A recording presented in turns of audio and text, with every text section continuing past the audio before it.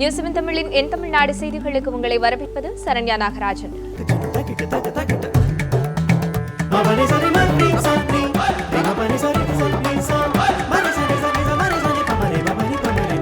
என் தமிழ்நாடு. விருதுநகர் மாவட்டம் சிவகாசி அருகே பட்டாசு ஆலையில் ஏற்பட்ட வெடி விபத்தில் 5 பேர் உயிரிழந்தனர். சிவகாசி அருகே உள்ள வெற்றிலையூரணி பகுதியைச் சேர்ந்தவர் சண்முகம். இவர் பட்டாசு ஆலை ஒன்றை நடத்தி வருகிறார். இன்று காலை வழக்கம் போல தொழிலாளர்கள் பணியில் ஈடுபட்டிருந்தனர். அப்போது சங்கு சக்கரம் தயாரிக்கும் அறையில் உராய்வு ஏற்பட்டு திடீரென வெடி விபத்து ஏற்பட்டது. இதில் தொழிலாளர்கள் இருந்த அறை தரைமட்டமானது. மேலும் அருகே இருந்த 3 அறைகளும் சேதமடைந்தன. இந்த விபத்தில் வெற்றிலையூரணியைச் சேர்ந்த பால்ராஜ், முருகேஸ்வரி, கலாராணி, தாயில்பட்டியைச் சேர்ந்த விஜயா, ஓட்டம்பட்டியைச் சேர்ந்த சண்முகவேல் ஆகிய 5 பேர் சம்பவ இடத்திலேயே உயிரிழந்தனர். இதனையடுத்து தகவலறிந்து வந்த தீயணைப்புப் படை வீரர்கள் படுகாயமடைந்தவர்களை மீட்டு மருத்துவமனையில் சேர்த்தனர். இச்சம்பவம் குறித்து வழக்கு பதிவு செய்து போலீசார் விசாரணை நடத்தி வருகின்றனர். சிவகாசி மற்றும் அதன் சுற்றுவட்டார பகுதிகளில் வெடி விபத்துக்கள் தொடர்கதையாகி வருவது குறிப்பிடத்தக்கது. கோபிச்செட்டிப்பாளையம் பகுதியில் நேற்று பெய்த மழையில் அறுவடைக்கு தயாராக இருந்த 1 லட்சத்திற்கும் மேற்பட்ட வாழை மரங்கள் சேதமடைந்தன. இதனால் 1 கோடி ரூபாய்க்கும் மேல் இழப்பு ஏற்பட்டுள்ளதாக விவசாயிகள் வேதனை தெரிவித்தனர். ஈரோடு மாவட்டம் கோபிச்செட்டிப்பாளையம் அருகே உள்ள நாகதேவன்பாளையம், வெள்ளியங்காட்டுப்புதூர், ஐயம்புதூர், கொரவம்பாளையம், காவேரிப்பாளையம் உள்ளிட்ட கிராமங்களில் ஆழ்துளை மோட்டார் கிணற்று மூலம் பாசனம் மூலம் வாழைப்பயிர் விவசாயத்தை விவசாயிகள் மேற்கொண்டு வந்தனர். இன்னும் 2 மாதங்களில் வாழைத்தார்கள் அறுவடைக்கு வந்துவிடும் சூழலில் நேற்று பெய்த கனமழை மற்றும் சூறாவளி காற்றினால் இப்பகுதியில் 5000 ஏக்கருக்கும் மேல் பயிரிடப்பட்டிருந்த சுமார் 1 லட்சத்திற்கும் மேற்பட்ட வாழைகள் முற்றிலும் சாய்ந்து சேதமடைந்துள்ளது. இதனால் இப்பகுதி விவசாயிகளுக்கு சுமார் 1 கோடி ரூபாய்க்கும் மேல் இழப்பு ஏற்பட்டுள்ளதாக வேதனை தெரிவித்தனர். கடந்த ஆண்டும் வறட்சியினாலும் சூறாவளியினாலும் சாகுபடி பயிர்கள் சேதமடைந்ததாகவும் அதற்கே தமிழக அரசு இன்னும் இழப்பீடு வழங்கவில்லை எனவும் குற்றம் சாட்டினர். மேலும் தற்போது ஏற்பட்டுள்ள பாதிப்பிற்கு தமிழக அரசு முழு இழப்பீடு வழங்க வேண்டும் எனவும் தனிநபர் பயிர் காப்பீட்டு திட்டத்தை அமல்படுத்த வேண்டும் எனவும் கோரிக்கை வைத்தனர்.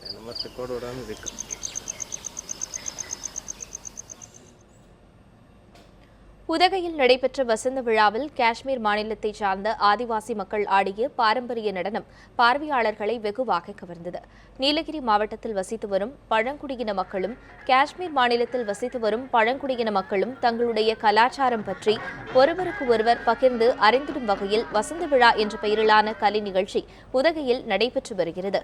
அகில இந்திய வானொலி நிலையத்தின் சார்பாக நடத்தப்படும் இந்த விழாவில் நீலகிரி மாவட்டத்தில் உள்ள 6 வகையான பழங்குடியின மக்களும் காஷ்மீர் மாநிலத்தை சார்ந்த பழங்குடியின மக்களும் கலந்து கொண்டனர். விழாவில் காஷ்மீர் மாநிலத்தை சார்ந்த புகாரி நடனம், லடாக் நகர நடனம், காஷ்மீரியன் நடனம், ஆரியன் நடனம் உட்பட 14 விதமான நடனங்களை காஷ்மீரை சார்ந்த மக்கள் தங்களுடைய பாரம்பரிய உடைகளை அணிந்து வந்து ஆடினர்.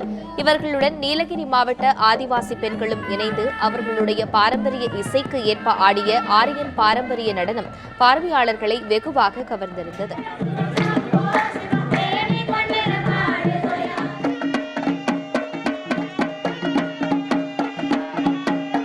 நம்மளுடைய நீலகிரி மாவட்டத்தில் இருக்கக்கூடிய பழங்குடியினர், படுகர்கள் மற்றும் நீலகிரியில் ஸ்கூல்ஸ் அண்ட் காலேஜஸில் இருக்கவங்கெல்லாம் வந்து இதில் பார்ட்டிசிபேட் பண்ண போகிறாங்க.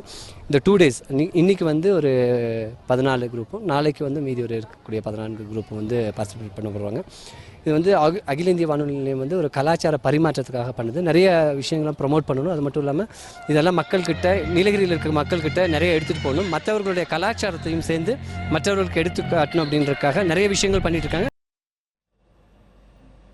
கச்சத்தீவை மீட்பது ஒன்றே மீனவர் பிரச்சினைக்கு தீர்வாக இருக்கும் என திமுக செயல் தலைவர் மு. ஸ்டாலின் தெரிவித்தார். ராமநாதபுரம் மாவட்டம் தங்கச்சி மடத்தைச் சேர்ந்த மீனவர் பிரிட்ஜோ கடந்த சில நாட்களுக்கு முன்பு இலங்கை கடற்படையால் சுட்டுக் கொல்லப்பட்டார். இதனை கண்டித்து தங்கச்சி மடம் மீனவர்கள் 5வது நாளாக போராட்டம் நடத்தி வருகின்றனர். இந்நிலையில் இன்று நடந்த போராட்டத்தில் எதிர்க்கட்சித் தலைவரும் திமுக செயல் தலைவருமான மு. ஸ்டாலின் பங்கேற்றார். பின்னர் போராட்டத்தில் திரண்டிருந்த மக்கள் மத்தியில் பேசிய ஸ்டாலின், இந்த பிரச்சினையை தாம் அரசியலாக்க விரும்பவில்லை என்றும் தமிழ்நாடு இந்தியாவில்தான் உள்ளது என்பதை மத்திய அரசு உணர வேண்டும் என்றும் தெரிவித்தார்.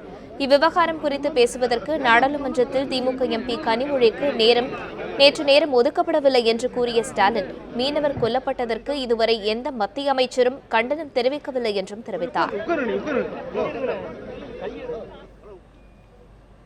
நம்முடைய மத்திய அரசு அதற்கு துணை இருக்க வேண்டும். மாநில அரசு அதற்குரிய அழுத்தத்தை தர வேண்டும். எனவே கட்சித்தேவை விட்டால்தான் இது போன்ற சம்பவங்களுக்கு நிச்சயமாக ஒரு முற்றுப்புள்ளி வரக்கூடிய ஒரு சூழ்நிலை உருவாகும். ஆகவே இதை இந்த நேரத்தில் நான் அழுத்த திருத்தமாக எடுத்து சொல்லி நடந்து கொண்டிருக்கக்கூடிய இந்த போராட்டத்திற்கு என்னுடைய முழு ஆதரவை திராவிட முன்னேற்ற கழகத்தின் சார்பில் குறிப்பாக தலைவர் கலைஞர் அவர்களின் சார்பில் தெரிவித்து இலங்கை கடற்படையினரால் சுட்டுக் கொல்லப்பட்ட மீனவர் பிரிட்ஜோ குடும்பத்தினருக்கு முன்னாள் முதலமைச்சர் ஓ பன்னீர்செல்வம் நேரில் ஆறுதல் கூறினார். நடுக்கடலில் இலங்கை கடற்படையினர் நடத்திய துப்பாக்கிச் சூட்டில் மீனவர் பிரிட்ஜோ உயிரிழந்தார். இதனையடுத்து மீனவர் மீதான தாக்குதலுக்கு நிரந்தர தீர்வு காணும் வரை பிரிட்ஜோ உடலை வாங்க மாட்டோம் என அறிவித்து மீனவர்கள் தங்கச்சி மடத்தில் போராட்டம் நடத்தி வருகின்றனர். இந்நிலையில் முன்னாள் முதலமைச்சர் ஓ பன்னீர்செல்வம் பாதிக்கப்பட்ட பிரிட்ஜோ குடும்பத்தினரை நேரில் சந்தித்து ஆறுதல் கூறினார்.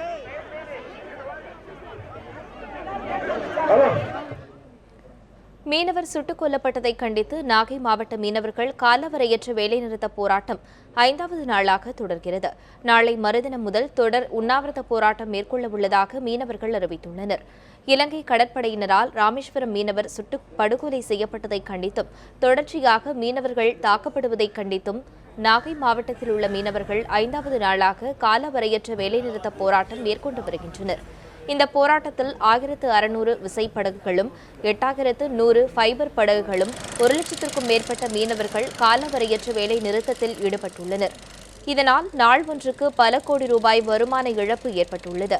மேலும் வரும் 13ஆம் தேதி முதல் நாகை தலைமை தபால் நிலையம் முன்பு உண்ணாவிரத போராட்டத்தில் ஈடுபட உள்ளதாகவும் நிரந்தர தீர்வுக்கு மத்திய மாநில அரசுகள் நடவடிக்கை எடுக்க தவறினால் தங்களது போராட்டத்தை தீவிரப்படுத்த உள்ளதாகவும் மீனவர்கள் அறிவித்துள்ளனர்.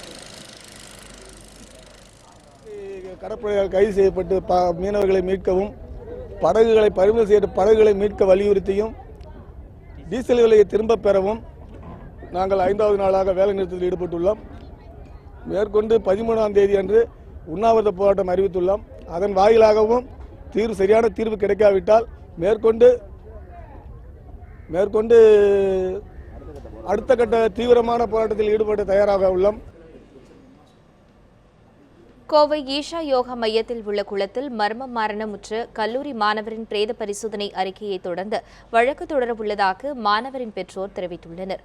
திருவண்ணாமலை மாவட்டத்தைச் சேர்ந்த மன்னர்சாமி என்பவரின் மகன் ரமேஷ் வேலூர் மாவட்டத்தில் உள்ள தனியார் பொறியியல் கல்லூரியில் 3ஆம் ஆண்டு படித்து வந்துள்ளார். இவர் நேற்று முன்தினம் காலை தனது நண்பர்களுடன் கோவை ஈஷா யோகா மையத்தில் உள்ள சூரியகுண்டம் என்ற குளத்தில் நண்பர்களுடன் குளிக்க சென்ற போது உடல்நிலை பாதிக்கப்பட்டு மர்ம மரணம் அடைந்தார்.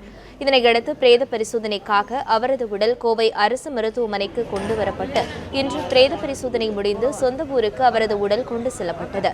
தனது மகனுக்கு எந்த நோய் சம்பந்தப்பட்ட பிரச்சனையும் இல்லை எனவும் மகன் சாவில் மர்மம் உள்ளதால் பிரேத பரிசோதனை அறிக்கையை பொறுத்து ஈஷா யோகா மையத்தின் மீது வழக்கு தொடரப்படும் என்றும் அவர் கூறினார்.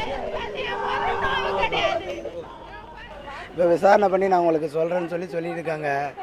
எங்கள் பிள்ளையில் சாவில் மர்மம் இருக்குன்னு தான் நாங்கள் நினைக்கிறோம். அது என்ன மர்மம், அந்த தண்ணினால் எஃபெக்டியா இல்லை வேறு என்ன கூட வந்த பசங்களால் ஏதாவது பிரச்சனையா? அந்த பசங்களை கேட்டால் எல்லாமே இல்லைன்னு சொல்கிறாங்க. எந்த பிரச்சனையுமே இல்லை, எல்லாம் நாங்கள் ஃப்ரெண்ட்ஸுங்க, அவனை விட்டு சொல்கிறாங்க. அதனால் அதை தேர விசாரித்து எங்களுக்கு தகுந்த பதில் சொன்னால் போதும், வேற ஒன்றும் தேவையில்லை. என் பிள்ளைக்கு சீதளமான உடம்பே கிடையாது, அவனுக்கு எப்பயுமே ஈட்டான உடம்பு தான். பையனுக்கு இசி வருது, சீதளமான உடம்பு, அதனால தான் ஆயிடுச்சுன்னா அந்த கம்பெனி அதில் சொல்கிறாங்களாம். என் குழந்தைக்கு சீதளமான உடம்பே கிடையாது, எந்த நோவு நொடியும் கிடையாது. இது வரைக்கும் 21 வயசாச்சு, ஒரு நாள் ஆஸ்பத்திரிக்கு போனது கிடையாது. நல்ல ஆரோக்கியமாக இருப்பா, சிங்கக்குட்டி கணக்கா. தாமிரபரணி ஆற்றிலிருந்து குளிர்பான நிறுவனங்களுக்கு உபரி நீரை மட்டுமே வழங்குவதாக அறிக்கை வெளியிட்ட மாவட்ட ஆட்சித்தலைவரை கண்டித்து எஸ்டிபிஐ கட்சியினர் ஆற்றில் இறங்கி மனித சங்கிலி போராட்டத்தில் ஈடுபட்டனர். திருநெல்வேலி மாவட்டம் தாமிரபரணி ஆற்றிலிருந்து கங்கை கொண்டானில் உள்ள தனியார் குளிர்பான நிறுவனங்களுக்கு உபரி நீரை வழங்கலாம் என உயர்நீதிமன்ற மதுரை கிளை உத்தரவிட்டது. இதற்கு பல்வேறு அமைப்புகள் எதிர்ப்பு தெரிவித்து வருகின்றன. இதனையடுத்து எஸ்டிபிஐ கட்சி சார்பில் திருநெல்வேலியில் கண்டன ஆர்ப்பாட்டம் நடத்தப்பட்டது. தாமிரபரணி ஆற்றில் இறங்கி மனித சங்கிலியில் ஈடுபட்ட எஸ்டிபிஐ கட்சியினர் உபரி நீரை மட்டுமே வழங்குவதாக மாவட்ட ஆட்சியர் தவறான அறிக்கை வழங்கியுள்ளதாக குற்றம் சாட்டினார். மேலும் இதனை கண்டித்து வரும் 18ஆம் தேதி பெரிய அளவில் போராட்டம் நடத்தப்படும் என்று தெரிவித்தனர்.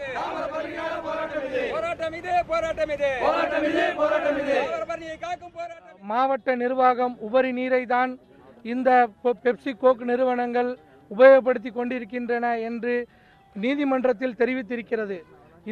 இந்த மாவட்ட நிர்வாகத்தை நாங்கள் வன்மையாக கண்டிக்கின்றோம். இதனை கண்டிக்கும் பொருட்டு இன்று நாங்கள் பெப்சி கோக் அதனுடைய பொருட்களை நீரில் கொட்டி நாங்கள் தாமிரபரணி நீரில் இறங்கி மனித சங்கிலி போராட்டம் நடத்தியிருக்கிறோம். இனப்படுகொலை செய்த இலங்கை அரசுக்கு சர்வதேச மன்றத்தில் தண்டனை பெற்றுத்தர இளைஞர்கள் போராட வேண்டும் என்று நடிகர் சத்யராஜ் வலியுறுத்தினார். இனப்படுகொலை செய்த இலங்கை அரசை உடனடியாக சர்வதேச நீதி விசாரணைக்கு உட்படுத்த கோரி சென்னையில் கையெழுத்து இயக்கம் நடைபெற்றது. இதனை நடிகர் சத்யராஜ் முதல் கையெழுத்திட்டு தொடங்கி வைத்தார். அதிமுக எம்பி மைத்ரேயன், வணிகர் சங்க பேரவைத் தலைவர் வெள்ளையன் உள்ளிட்டோர் இந்நிகழ்ச்சியில் கலந்து கொண்டு கையெழுத்திட்டனர். பின்னர் செய்தியாளர்களை சந்தித்த நடிகர் சத்யராஜ், இலங்கை பிரச்சினையில் போராட்டத்தில் இளைஞர்களால் மட்டுமே வெற்றி அடைய முடியும் என்றும் சமூக வலைதளங்கள் மூலம் மாணவர்கள் ஒன்றிணைந்து போராட வேண்டும் எனவும் கேட்டுக் கொண்டார்.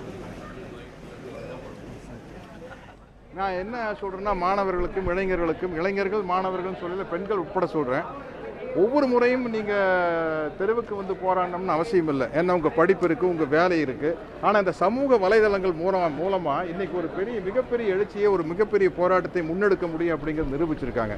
அதனால் இந்த இலங்கை இனப்படுகொலைக்கு நீதி வேண்டும் அப்படிங்கிற ஒரு விஷயத்திலையும் இளைஞர்கள் இறங்கி ஒரு வெற்றியை வாங்கி கொடுக்கணும் அவங்கள கேட்டுக்கிறேன். இதனைத் தொடர்ந்து செய்தியாளர்களை சந்தித்த திராவிடர் கழக தலைவர் வீரமணி, இலங்கை அரசு சர்வதேச நீதி விசாரணையை எதிர்கொள்ள திராணி இல்லாமல் தொடர்ந்து ஏமாற்றி வருவதாகவும், இலங்கைக்கு கால அவகாசம் தராமல் உடனடியாக விசாரணைக்கு உட்படுத்த வேண்டும் எனவும் தெரிவித்தார். வெளிநாட்டு நீதிபதிகளையே விட்டு விசாரிக்க நாங்கள் அனுமதிக்க மாட்டோம் என்பதிலே பிடிவாதமாக இருக்கிறார்கள். எனவே இதை ஒரு சடங்காக சம்பிரதாயமாக நடத்திவிட வேண்டும் என்று சொல்லக்கூடிய நிலையிலே இருக்கிறார்கள். அதற்கு இடம் தரக்கூடாது என்ற உலகத்தின் குரல்தான் இப்போது ஒலித்து கொண்டிருக்கிறது. இது ஒரு இன படுகொலையை எதிர்த்து நடத்தக்கூடிய மற்றொரு இனத்தின் வேதனைப்பட்ட பாதிக்கப்பட்ட இனத்தின் குரல் மட்டுமல்ல, அதையும் தாண்டி மனிதத்தை காப்பாற்ற வேண்டும், மனித உரிமைகளை காப்பாற்ற வேண்டும். அரியலூர் அருகே மாசி மகத்தை முன்னிட்டு ஜல்லிக்கட்டு போட்டி நடத்தப்பட்டது. அரியலூர் மாவட்டம் திருமானூரில் ஆண்டுதோறும் மாசி மகத்தை முன்னிட்டு ஜல்லிக்கட்டு போட்டி நடத்தப்படுவது வழக்கம். இந்நிலையில் கடந்த 8 ஆண்டுகளுக்கு பின்பு இன்று ஜல்லிக்கட்டு போட்டி நடைபெற்றது. இந்த போட்டியில் 450க்கும் மேற்பட்ட காளைகள் பங்கேற்றன. வாடிவாசலிலிருந்து அவிழ்த்து விடப்பட்ட காளைகளை இளைஞர்கள் ஆர்வமுடன் அடக்கினர். போட்டியில் வெற்றி பெற்ற மாடுபிடி வீரர்களுக்கும் காளைகளின் உரிமையாளர்களுக்கும் பரிசுகள் வழங்கப்பட்டன. இப்போட்டியில் 50க்கும் மேற்பட்ட மாடுபிடி வீரர்கள் படுகாயமடைந்தனர். இதனையடுத்து அவர்கள் சிகிச்சைக்காக மருத்துவமனையில் அனுமதிக்கப்பட்டனர். இந்த போட்டியை திருமானூர் மற்றும் அதன் சுற்றுவட்டார பகுதிகளில் உள்ள ஏராளமானோர் கண்டுகளித்தனர்.